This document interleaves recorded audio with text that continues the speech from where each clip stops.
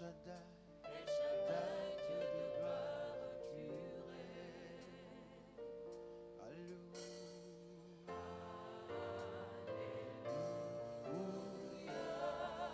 Tu es saint. Tu es saint. Tu es saint. Saint, saint. Éternel. Éternel Dieu. Dieu tout-puissant. Digne est l'agneau. Digne est l'agneau. Digne est l'agneau. Digne est l'agneau. Digne est l'agneau. Digne est l'agneau. Amen.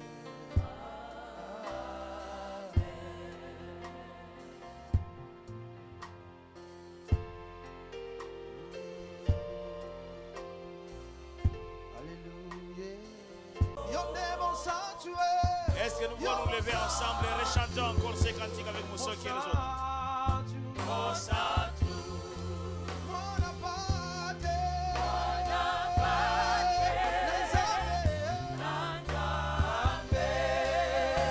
Alléluia. Jésus. Yo mon sanctuaire. Oh, Saint-Dieu. Mon sanctuaire. Oh, Saint-Dieu.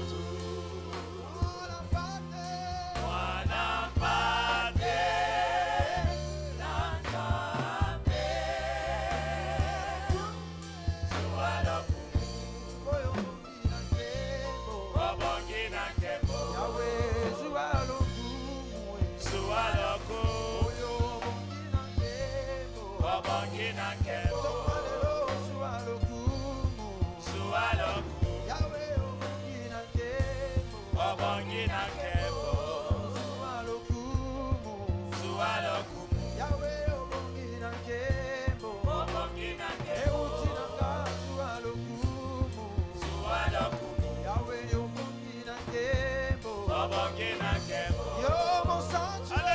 Alléluia. Yo sanctuaire. Yo mon Saint-Dieu. Mon sanctuaire.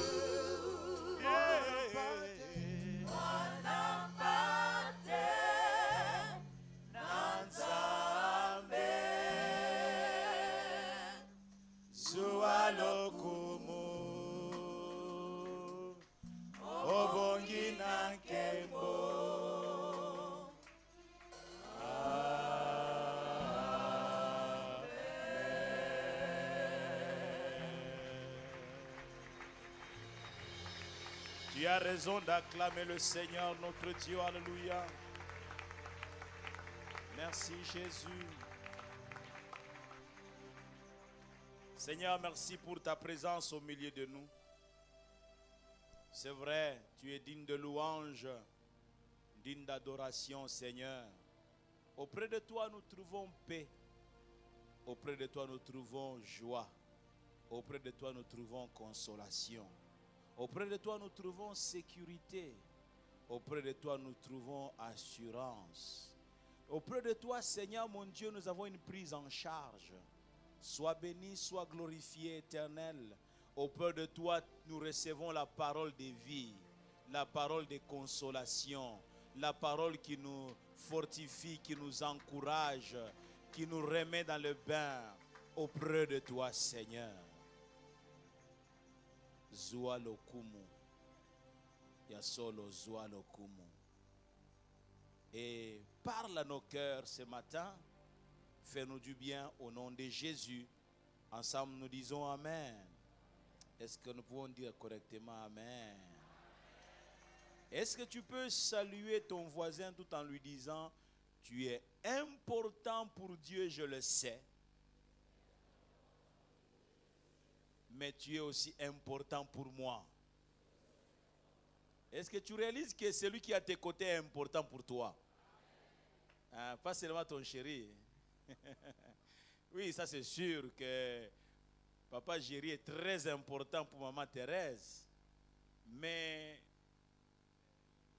le Mako Mpana qui est à ses côtés est aussi important. Amen. Ton voisin est très important pour toi. Oh, alléluia. Est-ce que nous comprenons ce que c'est qu'être une famille? La famille. Salut ton voisin, Dieu, tu es ma famille. Est-ce que nous comprenons ça? Ou bien est-ce qu'on le fait machinalement? Vous savez, quelquefois nous nous sentons à l'aise, laissez-moi vous le dire, nous nous sentons à l'aise avec nos cousins, nos frères biologiques qui sont des badauds, qui font des dégâts. Mais nous sommes à l'aise avec eux, oui ou non? Soyons sincères, oui ou non? Et nous ne sommes même pas prêts à les livrer à la police. Hein? C'est pas vrai? Qui livrerait son frère, son grand frère à la police parce qu'il avait fait un coup quelque part? Qui va le faire? Vous voyez, nous sommes très à l'aise avec nos frères, nos sœurs biologiques, mais nous ne comprenons pas que nous devons encore l'être davantage avec notre frère et notre sœur dans la foi. Oh, amen. Celui qui est à tes côtés est très, très important. Bien-aimés dans le Seigneur, nous voulons continuer avec notre sujet. Tes œuvres plaideront en ta faveur. Et rapidement, nous prenons notre texte des Actes des Apôtres, chapitre 9. Actes des Apôtres, chapitre 9, verset 36 jusqu'au verset 43. Actes des Apôtres, chapitre 9, 36 à 43. On dit qu'il y avait à Joppé, parmi les disciples, une femme nommée Tabitha, ce qui signifie Dorcas. Elle faisait beaucoup de bonnes œuvres et d'aumônes. Soulignez cela, elle faisait beaucoup de bonnes œuvres et d'aumônes. Elle tomba malade en ce temps-là et mourut. Après l'avoir lavée, on la déposa dans une chambre haute. Comme Lyde est près de Joppé, les disciples ayant appris que Pierre s'y trouvait, envoyèrent 2 hommes vers lui pour les prier de venir chez eux sans tarder. Pierre s'éleva et partit avec ces hommes. Lorsqu'il fut arrivé, on les conduisit dans la chambre haute. Toutes les veuves l'entourèrent en pleurant et lui montrèrent les tuniques et les vêtements que faisait Dorcas pendant qu'elle était avec elle. Pierre fit sortir tout le monde, se mit à genoux et pria. Puis, se tournant vers le corps, il dit, « Tabitha, lève-toi. » Elle ouvrit les yeux et ayant vu Pierre, elle s'assit. Il lui donna la main et la fit lever. Il appela ensuite les saints et les veuves et la leur présenta vivante. Cela fut connu de tout Joppé et beaucoup crurent au Seigneur. Pierre demeura quelque temps à Joppé chez un croyeur nommé Simon. Quelqu'un dit Amen. Oh, alléluia. Que Dieu soit béni, Dieu soit glorifié. Nos œuvres nous suivent, bien-aimés dans le Seigneur. Nous l'avons déjà vu. Nos œuvres nous suivent. Nos œuvres ne sont pas muettes. Elles savent parler. Elles possèdent un langage propre à elles et à un message. Et donc, nos œuvres ont un message aussi clair que net. Nos œuvres. Elles savent et elles peuvent. Elles savent et elles peuvent introduire là où nous ne sommes pas capables, là où nous ne pouvons arriver par nous-mêmes et assurer parfaitement notre défense. Au lieu où les décisions, je le disais la fois passée, se prennent, nous ne pouvons peut-être pas y être, mais nos œuvres pourront toutefois plaider à notre faveur. Souvenez-vous de la situation de Mardochée et voire même le cas du centenier romain. Nous en avons parlé la fois passée. Ce sont les œuvres de Mardochée qui ont fait que l'on puisse se souvenir de ces œuvres et qu'il puisse avoir la vie sauve. Le roi a dit, lorsqu'il a lu les livres rendant toute la vie du royaume et ayant trouvé l'endroit où on a écrit ce que Mardochée avait fait, et le roi pose la question, qu'a-t-on fait pour lui? Rien du tout. Ouais, non, mais un homme pareil mérite d'être récompensé. Et lorsque les anciens d'Israël se sont présentés à Jésus, on dit concernant les centeniers romains en disant, il mérite que tu lui accordes ce dont il a besoin parce qu'il est celui qui a bâti notre synagogue et il aime notre nation. Alléluia. Et lorsque Jésus a entendu parler de cela, il n'a pas hésité une seule seconde. Il s'est levé pour aller s'occuper du serviteur, du centenier romain qui était mal en point. Qui était mal en point. Les serviteurs du centenier romain. J'aimerais te poser la question. Tes œuvres à toi, quelles œuvres fais-tu pour que ceux qui t'entendent, ceux qui l'entendent, ceux qui vivent avec toi et ceux qui te voient faire ou poser des différents actes, ceux qui t'entendent dire toutes sortes de choses, quelle œuvre fais-tu pour qu'ils donnent, ils démontrent et ils donnent un bon témoignage te concernant? Quelle œuvre fais-tu pour qu'ils puissent les vanter tes œuvres et dire du bien de toi au point de plaider en ta faveur? Vous avez vu ces veuves qui ont entouré Pierre, c'est comme s'ils l'ont pris en otage. Il dit que quelqu'un d'autre puisse mourir, mais pas cette femme. Alléluia. Oh, alléluia. Pourquoi? Elles avaient les œuvres de Tabitha entre leurs mains, en train de démontrer les choses que Tabitha avait fait. Il dit, notre vie a retrouvé l'équilibre à cause de cette femme. Que d'autres puissent partir, c'est comme si elles ont voulu dire cela, mais pas celle-ci. Alléluia. Et Matthieu 5,16 dit que votre lumière luise ainsi devant les hommes, afin qu'ils voient vos bonnes œuvres et qu'ils glorifient votre Père qui est dans les cieux. Que les gens voient vos bonnes œuvres et qu'ils glorifient votre Père qui est dans les cieux. À cause des œuvres que tu poses, n'hésite pas, ne dis pas je viens d'arriver à cet endroit. Pose tes œuvres, pose les actes. Un jour, ces œuvres te sauveront. Oh, amen, amen. J'ai reçu le témoignage d'un de nos bien-aimés qui se trouve dans la salle ce matin. Placé en poste quelque part, c'était du provisoire. Il a commencé à poser des actes. Lui et moi, nous n'en avons pas parlé. J'ai reçu le témoignage ici partout où je suis passé. Il a commencé à poser des actes. Mais maintenant, quand on avait besoin d'officialiser les choses, les gens qui étaient autour ont dit, avons-nous besoin de quelqu'un d'autre? Il le faut seulement ces messieurs-là. Parce que dans le peu, il a dit agir. Autrement dit, quand il aura beaucoup, il agira encore. Oh, alléluia. Posez des actes là où vous arrivez. Posez des actes, les gens se souviendront de vous. Les gens vont vous regretter. Posez des actes. Qu'après vous que l'on dise, nous avons connu un homme, nous avons connu une femme qui nous a tranquillisés, qui a fait des choses. Posez des actes à quelque niveau que ce soit. Posez des actes. Et des actes qui démènent. Quand vous posez vos actes, posez-les assurément. Ne faites pas des après-près. Je suis en train d'inviter même ce matin des gens, le peuple de la parole éternelle, à l'excellence. Oh, alléluia. Excellez dans ce que vous faites.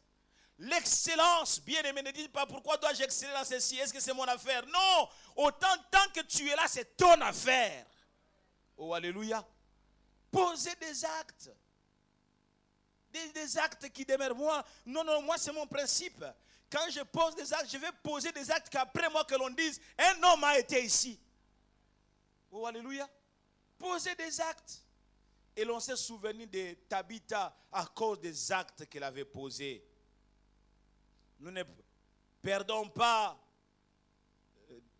de vue notre histoire donc, que nous venons de lire, qui se passe à Joppé.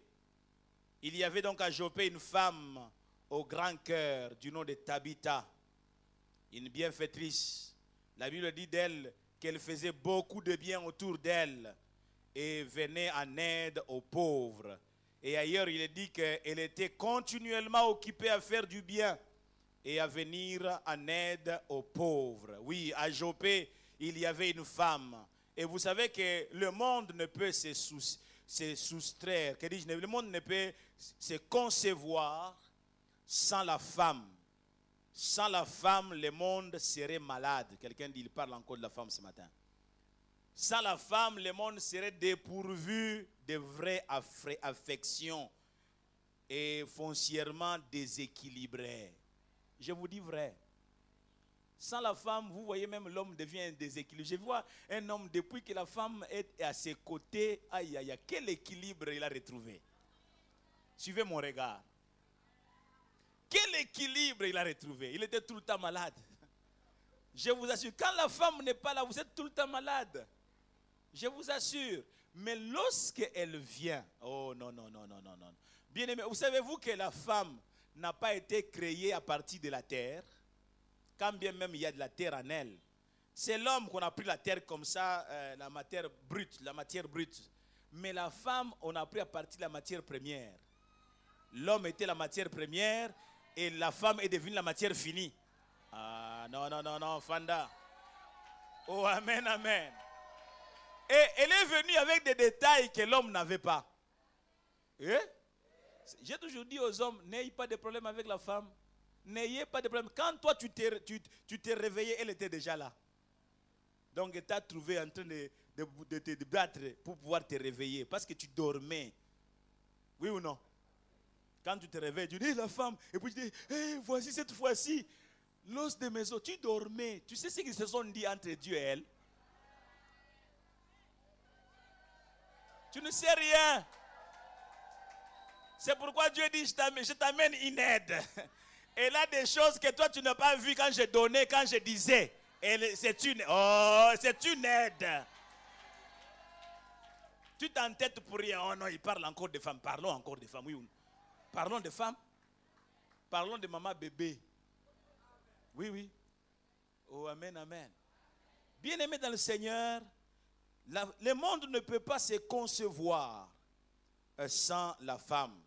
J'aimerais, mes sœurs, que vous sachiez que l'absence de la femme serait un coup fatal à toute entreprise qui se veut prospère et stable. Un coup fatal. Le monde sans la femme serait comparable à un repas sans saveur et sans goût. Je suis mieux placé pour parler sincèrement de la chose parce que je ne suis pas une femme. Amen, amen. Si j'étais une femme, on a dit non, il parle parce que c'est une femme. Mais je suis un homme. Et un homme hommément homme. Et je suis donc mieux placé pour vous dire cela. C'est très important. Vous savez que ce qui fait après, en fait, je voulais dire quoi? Si vous faites une analyse minutieuse, comme Dieu l'avait fait en son temps, vous découvrez qu'il n'est pas bon que l'homme soit seul. Parce que Dieu, après avoir fait une analyse minutieuse, a déclaré qu'il n'est pas bon que l'homme soit seul. Et je lui ferai une aide semblable à lui. Quelqu'un dit Amen. Une aide semblable à lui, que ce soit au niveau de la famille, au niveau de la nation, que ce soit au niveau de l'église ou d'une entreprise, le rôle ou l'apport de la femme n'est plus à démontrer. Amen. Le rôle de la femme n'est plus à démontrer. Vous savez que l'honnêteté oblige et qu'on attend beaucoup, nous attendons beaucoup de la femme. Elles ont un plus que l'homme n'a pas forcément. Le monde et l'église ne peuvent s'en passer. Le monde et l'église ne peuvent s'en passer. Il y a des détails qui ne viendront que de la femme. Oh, amen. L'homme est généraliste. Mais la femme, elle va dans les détails. L'homme voit les grandes lignes. Mais la femme sait aller dans les moindres détails. Et quand elle te fait découvrir que ceci manque, tu dis, oh, c'est pas vrai, je ne voyais pas. Oui, tu ne pouvais pas voir. Parce que Dieu ne t'a pas tout donné. Dieu a donné une partie à la femme. Je pensais que tout le monde allait dire Amen ce matin. Alléluia. Nous attendons beaucoup de la femme. Nous avons besoin de femmes pleines d'initiatives, besoin de femmes entrepreneurs, de femmes debout et en marche, de femmes en action. Le monde a besoin de femmes convaincues et influentes qui influencent dans les biens. Mais des femmes, fermement femmes. Pas une femme qui parle et qui agit comme un homme, avec toutes les insuffisances masculines qui peuvent se constater. Non, nous n'avons pas besoin qu'une femme joue au jeu de l'homme. Non, non, non, nous n'avons pas besoin. Il y a déjà des hommes. Maintenant, toi, tu vas jouer à l'homme. Pour faire quoi? Non. Toi, reste la femme. Parce que si tu nous prives de la femme, nous restons seulement avec des hommes. Mais le monde est perdu. Il faut la femme. Vous savez pourquoi le monde de l'Occident est en train de se perdre? Parce que là où on doit voir la femme, on voit l'homme. Là où on doit voir l'homme, on voit la femme. C'est bizarre. Nous devons continuer à prêcher ces messages. Un homme de Dieu aux États-Unis a dit, quand il parlait de leur pays, pas ici, de leur pays, je ne vais pas citer le nom de cet homme de Dieu, il dit, quand nos politiques ont pris la décision au Parlement là-bas, pour pouvoir faire en disant que mariage pour tous, mariage, l'homme peut se marier avec l'homme, la femme peut se marier avec la femme. Vous pensez qu'ils se sont basés sur 1 Corinthiens chapitre 1er? Vous pensez qu'ils se sont basés sur Romains chapitre 1er? Non. Ils n'ont pas fait cas de la parole de Dieu. Parce que s'ils s'étaient référés à la parole de Dieu, ils n'allaient pas faire ce genre de loi. Dieu a déjà parlé que le mariage c'est entre l'homme et la femme. L'homme quittera son père et sa mère et s'attachera à sa femme.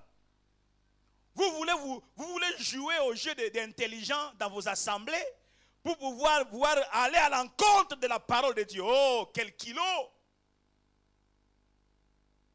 Quel courage! Les hommes peuvent tout faire, mais quand ils vont à l'encontre de la parole de Dieu, le monde devient malade. On ne veut pas se marier avec la femme, mais on veut adopter l'enfant. Des hommes avec grosse barbe veulent adopter un enfant. L'enfant vient entre l'homme et la femme. Dieu donne comme ça. Mais vous voulez vous jouer à l'intelligent. Non, l'homme et la femme peuvent se marier. Maintenant, ayez les enfants. Vous allez aller adopter. Des enfants que vous allez troubler. Ah, je vais revenir dans notre sujet. Il est important, bien-aimés dans le Seigneur, que nous puissions comprendre ces choses. La femme est d'une importance capitale. Je me souviens d'un couple qui nous relate la parole de Dieu dans 1 Samuel chapitre 25. C'est le couple de Nabal et d'Abigail. Nabal c'était un homme riche. Il avait beaucoup de biens. Il avait des troupeaux. Et il avait beaucoup de serviteurs. Et ils se sont retrouvés en train de paître le troupeau loin de là où Nabal vit. Et puis il y avait des brigands, des hommes dangereux qui venaient pour voler les bêtes de cet homme. Mais David, qui avait son armée, qui fouillait devant Saoul, et qui avait plus de 400 personnes qui le suivaient, David était autour des troupeaux de Nabal et protégeait le troupeau de Nabal sans avoir reçu mandat de Nabal. Il a protégé simplement un homme de bien. Voici David qui pose des actes. Alléluia. Un homme de bien. Il protège les biens de Nabal. Un jour, David se retrouve en difficulté avec ses hommes et va envoyer un message à Nabal en disant: est-ce que nous passons par des moments difficiles, nous avons faim. Pouvez-vous nous envoyer quelque chose, moi et mes serviteurs? Il faut entendre la réponse de Nabal. Qui est David? Je ne vais pas dans les détails. Il va lui parler de ces aventuriers qui fuient devant leur maître, etc. Moi, je vais prendre mes biens et les envoyer là-bas. Ce message est arrivé à Nabal. Que dis-je à David? Waouh! David dit: j'ai protégé tous ces jours ici son troupeau sans un salaire, et c'est comme ça qu'il est en train de me remercier. Il a armé ces hommes pour aller en finir avec Nabal. Mais la femme de Nabal, lorsqu'un des serviteurs de Nabal vient parler à Abigail en disant que tu sais maintenant ce que tu dois faire, David est en train de venir pour ceci et pour cela, je crois que tu es une femme sage. La présence de la femme est importante. Cette femme a fait des paquets de nourriture et est allé affronter David. Il a rencontré David chemin faisant, un David courroucé. Elle est tombée de son cheval à genoux et en train de supplier David. ne verse pas inutilement le sang. Nabal est un fou, comme signifie son nom. Eh bien, Nabal signifie un fou. Un fou. Il a agi en fou. Ne fais pas cela, David. David dit, béni soit Dieu qui t'a envoyé devant moi et qui m'a empêché de poser un tel acte. Et David a béni cette femme, a récupéré ce qu'il avait apporté et il est reparti. Lorsque Nabal a entendu plus tard ce qui allait arriver, vous savez que Nabal n'a pas été tué par l'épée de David. Nabal a fait une crise et Nabal est mort. J'ouvre une parenthèse pour dire ne vous justifiez pas. Laissez Dieu prendre votre défense. Je pensais que je parlais à quelqu'un. Très souvent, la chair te dira, défends-toi. Il faut te défendre. Non. Il faut beaucoup plus de puissance à ne rien faire qu'à faire quelque chose. En termes de défense. David a écouté la voix d'Abigail. Il est rentré. Dieu s'est occupé de Nabal. Bien-aimé dans le Seigneur. Et mais pourquoi est-ce que David n'est pas allé loin? Parce qu'une femme s'est levée. Tu peux sauver ta maison. Une femme, je dis que tu peux sauver ta famille. Il y a plusieurs façons de s'élever. Il y a aussi une autre façon de s'élever, c'est de s'élever en prière. Pour pouvoir arrêter le fléau qui peut atteindre ta famille.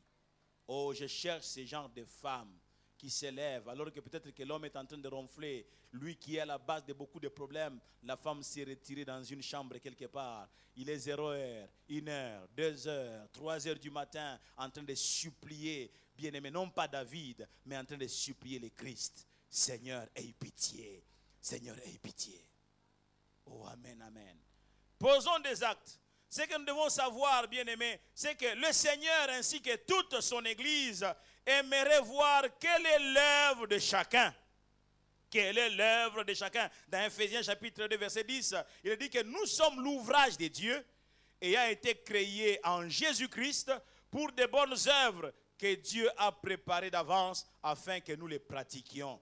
Français courant dit qu'en effet, c'est Dieu qui nous a formés, il nous a créés dans notre union avec Jésus-Christ pour que nous menions une vie riche en actions bonnes. Riche en actions bonnes, celles qu'il a préparées d'avance afin que nous les pratiquions. Alléluia. Riche en actions bonnes. Quelle est la qualité de nos actions? Quelle est la qualité de nos œuvres? C'est la question que nous nous posons tout au long de cet enseignement. Quelle est la qualité de nos œuvres? Et Samuel 1, que dit 1 Timothée 2 plutôt, chapitre 2, verset 10, dit que Dieu veut que les femmes se parlent de bonnes œuvres, comme il convient à des femmes qui font profession de servir Dieu. Il est facile de faire profession de servir Dieu. Pas seulement pour les femmes, les hommes comme pour les femmes. C'est vrai qu'ici on fait mention des femmes. Il est facile de dire je sers Dieu, je sers Dieu, je sers Dieu. Est-ce que tes œuvres sont-elles les œuvres d'un serviteur? Oh? Tes œuvres sont-elles les œuvres d'un serviteur? Dans notre pays, on se réclame serviteur de Dieu, serviteur de Dieu. Ceux qui devraient enseigner la voie du salut aux uns aux autres, eux-mêmes ne s'approprient pas la voie du salut et empêchent aux autres d'y entrer. Je le dis à ma honte, parce que je suis de cette race-là, des serviteurs de Dieu, des pasteurs. Ce ne sont pas les pasteurs qui font la honte maintenant dans notre pays, avec une très mauvaise vie, que même quelquefois les fidèles n'ont pas pu mener. Et on dit, non, ça c'est mon alliance avec Dieu. Ah bon, Dieu a des alliances où il permet aux gens de pécher.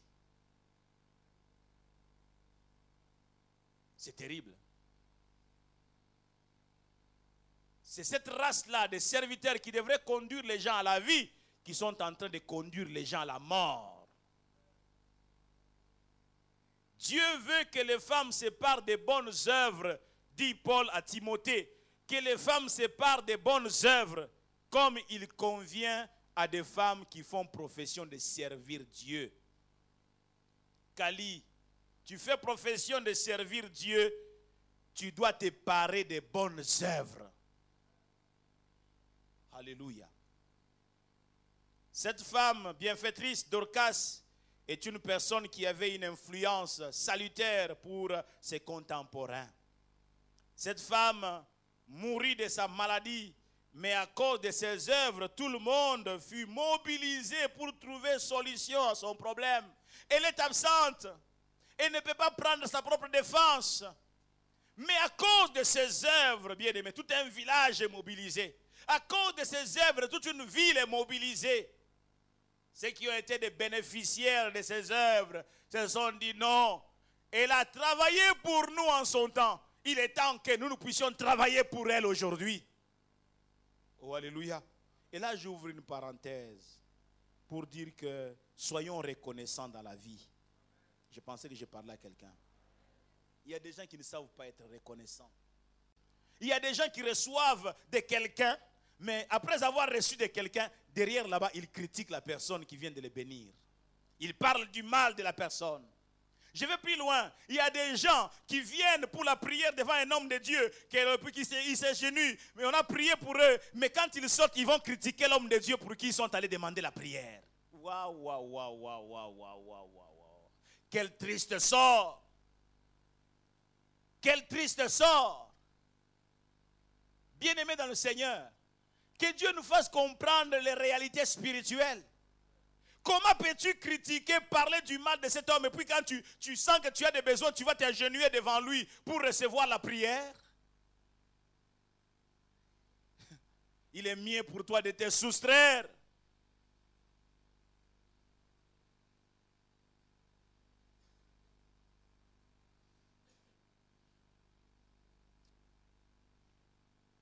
Dieu veut que nous puissions nous parer des bonnes œuvres. Amen. Alléluia. Nous parer des bonnes œuvres. Tabitha était une solution. Et les gens se mobilisent pour elle. Ils prennent son problème à bras le corps. Sa mort fut une grande perte pour la société, comme ce passage de Acte 9 nous le fait voir. Peut-on regretter votre départ? Peut-on regretter votre absence? Que ce soit dans votre famille, dans l'église ou dans l'entreprise où vous travaillez, à l'université où vous étudiez. Peut-on regretter votre absence? Ou est-ce qu'on est tout simplement content de votre absence et l'on se dit bon débarras? Parce que si vous êtes un faiseur de mauvaises histoires, les gens n'aimeraient pas vous voir. Quand ils vous voient venir, ils deviennent tristes. Ah, il est le sous. Il arrive encore, nous allons souffrir. Il va raconter des histoires. Il y a des gens, dès qu'il arrive, ils commencent à raconter des histoires sur les autres. Alors les gens te connaissent même. Quand tu arrives, ils disent, ah, aujourd'hui on ne sait pas de qui il va parler ou de qui elle va parler. Quand tu arrives, elle commence déjà l'histoire de Shonkonono. Shonkonono a fait, Shonkonono a dit, Shonkonono a fait, Shonkonono. Quand le demain, elle vient avec l'histoire de quelqu'un d'autre. Et ainsi de suite. Tu ne peux pas apprendre à te taire. Puisque quand toi tu parles, c'est seulement de mauvaises choses. Mais tais-toi. Vous savez, la Bible déclare qu'un fou qui garde sa bouche fermée, il passe pour être sage. Alors que c'est un fou. Mais parce qu'il a choisi de fermer la bouche, on croit qu'il est sage. Mais fais-toi passer pour un sage, même si tu ne l'es pas.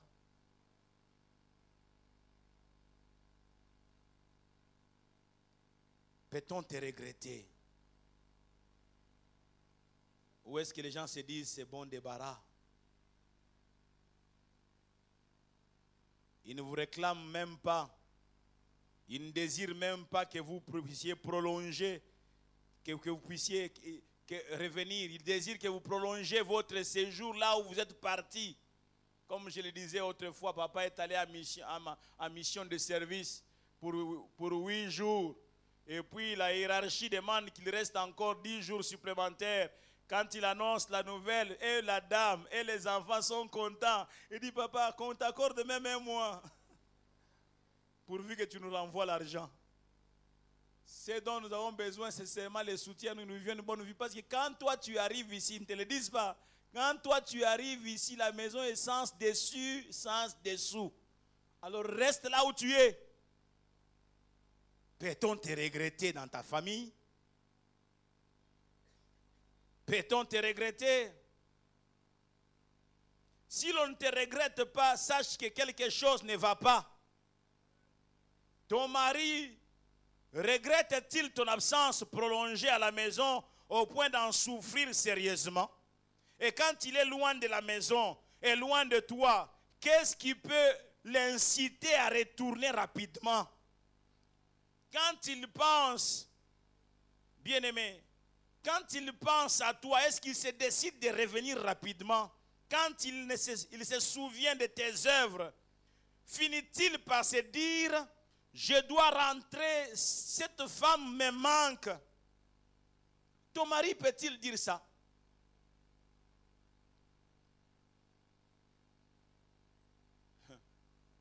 Les femmes ne s'attendaient pas que je puisse leur poser cette question-là ce matin. Si un homme se décide de rentrer vite, c'est que cette femme-là lui fait du bien chaque jour de sa vie. Faire du bien à l'homme de sa vie, à l'instar de la femme du proverbe 31. Savoir faire du bien à l'homme de sa vie, à sa maison. Et cet homme, après service, il ne rêvera qu'une seule chose. Réduire la distance entre lui et sa maison. Arriver vite à la maison pour retrouver la femme de sa vie. Oh, amen, amen. Non, non, ce n'est pas le cas pour toi. Proverbe 12, 4 dit qu'une femme vertueuse est la couronne de son mari, mais celle qui fait honte est comme la carie dans ses os. Quel genre de femme es-tu? Une femme qui renverse constamment, chaque jour, sa maison avec sa propre main, manque de sagesse. Et l'homme préfère multiplier des rendez-vous. Ne revenir que vers 23 heures. Quand tu commences à somnoler, comme ça lui il mange. Quand il entre dans la chambre, tu ronfles déjà. Et il dort aussi. Parce que tu es insupportable. Jeunes gens, vous qui venez de vous marier aujourd'hui, que dis-je hier, vous devez comprendre ce que c'est que le mariage. Alléluia. Et poser des œuvres, poser des actes qui incitent l'autre à venir, à revenir toujours. Soki mobali akimindako mama fongola mish. Ce n'est pas seulement toujours pour les makelele des enfants. Peut-être que c'est toi qui es la cause. Ah mais oui, peut-être que c'est toi qui es le problème. Fais attention à tes œuvres. C'est vrai qu'il y a des femmes dont la présence est devenue tout simplement indésirable. Pourquoi? Makambwa Mabe. Elles sont porteuses de beaucoup d'œuvres, mais pour la plupart des mauvaises qualités, des œuvres mortes et empoisonnées qui polluent tout leur entourage. Leur vie n'est que colportage, médisance. Attention. Ceci n'est pas seulement l'apanage, colportage. Médisance n'est pas seulement l'apanage des femmes. Il y a des hommes, quand ils parlent, vous demandez qu'est-ce qui se passe avec cet homme. Il ne peut pas se taire? Ne peut-il pas se taire? Dans leur bouche, c'est toujours balobaki, basalaki, pas les birikwenda, pas les birirudia, pas les barisema, etc. Dans leur bouche, c'est seulement ça.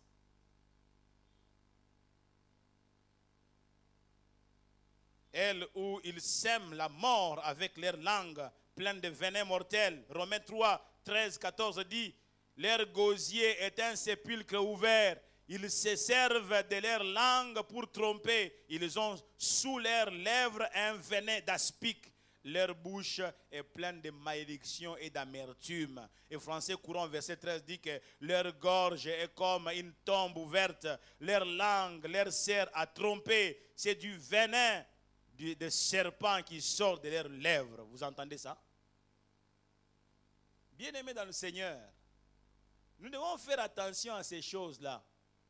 Plusieurs ne commettent plus adultère, impudicité. Et ils pensent qu'ils peuvent être tranquilles alors que leur langue est pleine de venin. Pleine de venin. Bien-aimés dans le Seigneur, vous détruisez les autres. Vous avez déjà tué avec la langue. Quelles sont les œuvres que vous êtes en train de laisser derrière vous? Nous avions parlé autrefois quand nous parlions de la signification de la gazelle. Et il y a autre chose, c'est qu'elle est toujours en petit, elle se déplace toujours en petits groupes ou tout simplement solitaire, la gazelle. Parce que Tabitha est comparée à la gazelle. Nous voulons dire qu'elle est un animal timide, la gazelle. Nous y voyons là les caractères de ceux qui ne parlent pas beaucoup, de ceux qui tournent sa langue 7 fois avant de parler. Et Proverbe 10, 19 déclare que celui qui parle beaucoup ne manque pas de péché. Proverbe 18, 24 dit que celui qui a beaucoup d'amis les a pour sa perte, mais il est tel ami plus attaché qu'un frère. Tu es partout à la fois. Tu veux être avec tout le monde à la fois. C'est ainsi que tu as appris à parler beaucoup. Peut-être qu'avant tu ne parlais pas, mais en fait, à force de côtoyer beaucoup de gens à la fois, et ta langue n'est plus en place. Tu parles beaucoup. Je suis venu m'attaquer à ces virus-là. Parler beaucoup. Celui qui parle beaucoup ne manque pas de péché. Apprenons et efforçons-nous à laisser bonne impression derrière nous. Laissons bonne impression derrière nous, bien-aimés dans le Seigneur. Nous sommes appelés à porter des œuvres de qualité, car même la foi, si elle est sans œuvre, celle-ci est morte. Elle n'est d'aucune utilité. C'est ce que Jacques chapitre 2, versets 14 à 20 et verset 26 est en train de nous dire. Écoutez, frères et sœurs, il n'est pas question ici de dévaloriser la foi, mais de la redéfinir. Certains d'entre nous comprennent la foi comme une simple affirmation doctrinale. Mais l'auteur, lui, de Jacques, lui, veut nous rappeler que la foi est une relation vivante qui agit dans le croyant. Amen, amen. Comprenez que le débat à ce niveau ne porte pas sur la pratique des œuvres bonnes. Il s'agit plutôt de définir la foi comme une expérience qui met le croyant en mouvement, qui met le croyant en action. Sinon, elle n'est pas la foi. La foi, quand elle est là, elle vous met en mouvement. La foi, quand elle est là, elle vous met en action. Et ainsi, on voit vos œuvres. Alléluia. On voit vos œuvres en ce moment-là. Très, très important. Nous devons retenir cela. Jacques insiste sur le fait que la foi qui ne se traduit pas par des œuvres ne peut pas sauver. Il fustige la futilité des propos non accompagnés d'œuvres. Tu ne peux pas dire que tu es enfant de Dieu et tu vis notre vie contraire à celle des enfants de Dieu. Quelles sont tes œuvres? Je suis enfant de Dieu et tu vis dans l'impudicité. Je suis enfant de Dieu et tu te saoules la gueule. Je suis enfant de Dieu. Vous savez qu'aujourd'hui, toujours encore avec les serviteurs, on a légalisé la prise de l'alcool. On m'a raconté une histoire des pasteurs qui se sont saoulés la gueule et puis ils ont transporté leurs confrères jusque dans son église. Ivre comme il était là, ils l'ont laissé à l'église. Après, tu vas te lever à la chair. Tu vas nous prêcher quoi? Moi, je préfère rester vieux jeu jusqu'à la fin de mes jours. je ne touche pas à l'alcool. C'est ma position. Je ne touche pas à l'alcool parce que quand tu veux devenir sérieux, gentil là, avec les gens, il faut prendre l'alcool. Tu vas commencer à devenir gentil. Je vais vous acheter des véhicules. Alors que dans ta poche, il n'y a même pas un billet de $100. On ne faut pas blaguer avec ça. Oh non, où est-ce que c'est écrit? Oh, où est-ce que c'est écrit où Dieu t'a dit qu'il faut que tu puisses te saouler de la... Bien-aimé. Mais pourtant, si nous analysons la Bible tout entière, nous trouverons des choses qui sont en train de nous faire comprendre que nous devons être loin de cette histoire-là. Nous sommes des sacrificateurs.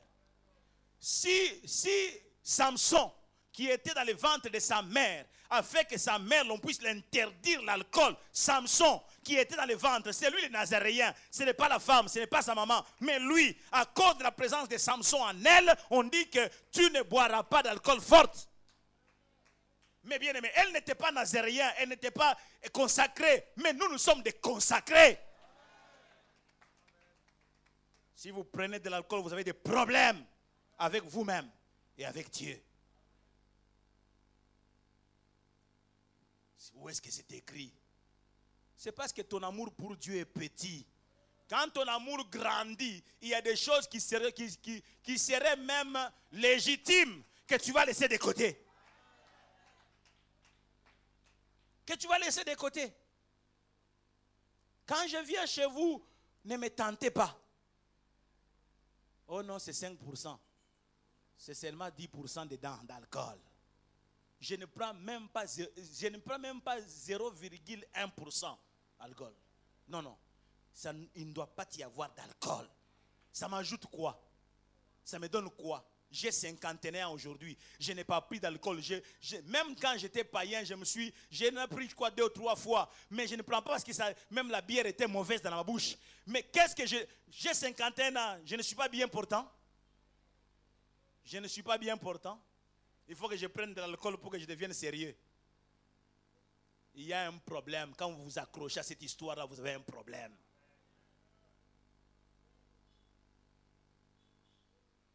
Je prends mon jus, je prends mon eau. Et je suis tranquille. L'eau ne m'enivre pas.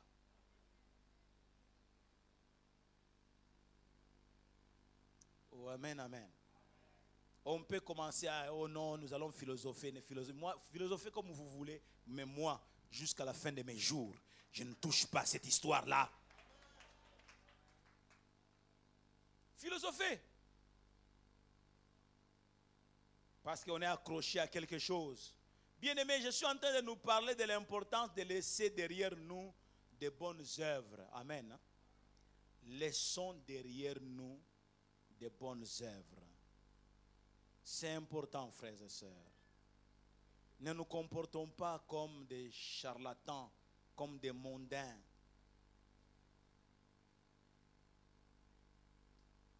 Laissons derrière nous de bonnes œuvres, parce que nos œuvres finissent par plaider à notre faveur.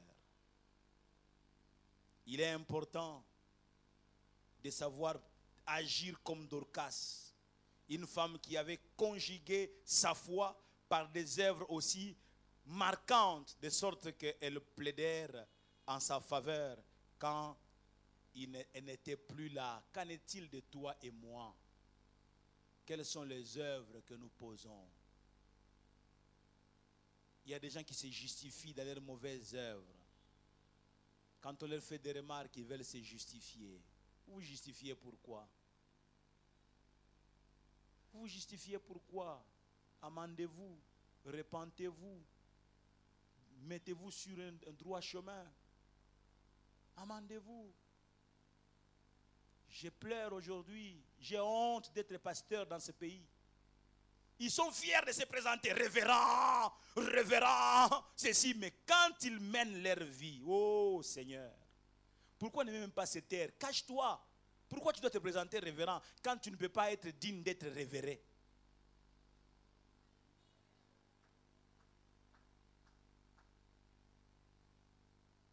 Que Dieu m'aide. Quand je prêche, je me prêche à moi-même. je me prêche à moi-même. Ma Bible me dit à moi, ma Bible à moi me dit que celui qui pense être debout prenne garde de tomber. Bien aimé, nous devons veiller. Nous devons veiller. Nous aimons venir à l'église, mais ici c'est un lieu d'apprentissage. Mais lorsque nous partons ici, là où nous vivons, quel genre de vie nous menons? Quel genre de vie nous menons? Quelle œuvre nous laissons derrière nous? Et nos œuvres plaideront en notre faveur. L'œuvre, pour finir, c'est aussi ma contribution pour bâtir la maison de Dieu. Même si les responsables n'ont pas vu, je contribue sensiblement, efficacement. Dieu se souviendra de moi. Ils ont dit à Jésus, il mérite que tu lui accordes cela, car il aime notre nation et c'est lui qui a bâti notre synagogue. Où sont le peuple de la parole éternelle, hommes et femmes qui veulent bâtir la maison de Dieu en ces lieux? Qui s'engagent et qui disent, cette affaire nous concerne. Que tu le veuilles ou que tu ne le veuilles pas, bien-aimé, ton nom restera inscrit dans les temples. Ton nom. Et tu seras bénéficiaire. Ta progéniture sera servie quelque part à cause simplement de l'acte que tu auras posé. Vous savez, l'œuvre que nous posons a un langage. Parle. Même à notre insu. Même au fond du monde. Là où ton enfant est parti, cette œuvre plaidera pour ton enfant. Construisons la maison de Dieu. Et que Dieu bénisse sa parole.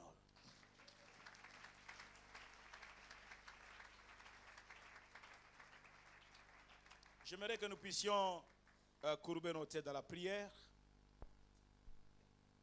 Bien-aimé, je ne te connais pas. Peut-être que maladroitement, j'ai exposé le message de ce matin. Mais ma prière est que le Saint-Esprit puisse te communiquer puissamment ce message comme il se doit. Est-ce que tu peux élever ta voix et prier pour toi-même? Je ne sais pas qu'est-ce que tu vas dire à Dieu, mais pendant une minute, élevons nos voix. Chacun prie pour lui-même. Je ne vous entends pas prier. Est-ce qu'on peut élever nos voix et prions le Seigneur notre Dieu? Merci Jésus-Christ. J'ai besoin de toi.